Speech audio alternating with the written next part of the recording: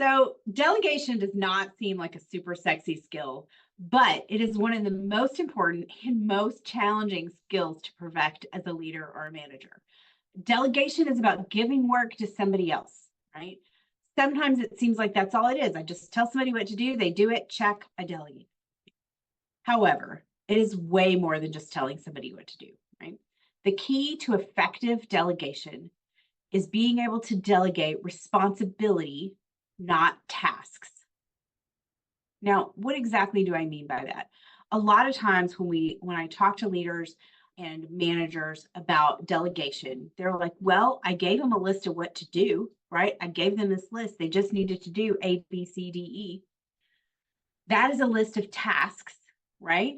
And when we give somebody a list of tasks, there's no opportunity for ownership, which means there's no opportunity for engagement and really understanding how it works. When we delegate responsibility, so instead of saying, I need you to A, B, C, D, say, I need you to create this event. I need you to put this project together, right? When you give somebody a responsibility for a whole set of things, they have to figure out the specific tasks that are a part of that. Sometimes as a supervisor, if it's a brand new thing to them, you may help them figure that out. They may say, oh, what exactly should I do in this regard? And you may brainstorm that with them, right? But you're giving them a whole responsibility, right? This means you have to clearly define the outcome that you want. So instead of defining the steps to get there, you define the outcome that you want. I want this event to take place. I want it to be at this location. I want us to have decorations. I want us to have food on this theme.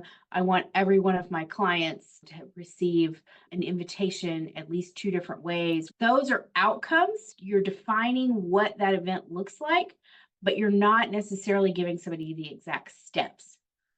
Then, and this is the hardest part of a delegation, is you have to let go.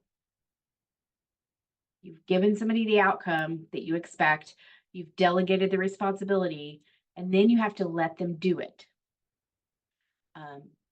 For many of us, if we're new to supervision and management, or we were doing the job that the person is now doing, maybe we've hired somebody to take some of our work, or we've moved up a role and we used to be in their job, this is the hardest part. So we all know that micromanagement is terrible, but most of us still tend to do it. We want to just like, well, how did you do that? Well, what happened there? We want to know every single detail. Effective delegation, truly giving somebody some responsibility, means you let go of some of the specifics of how that job gets done, and you just pay attention to the outcome.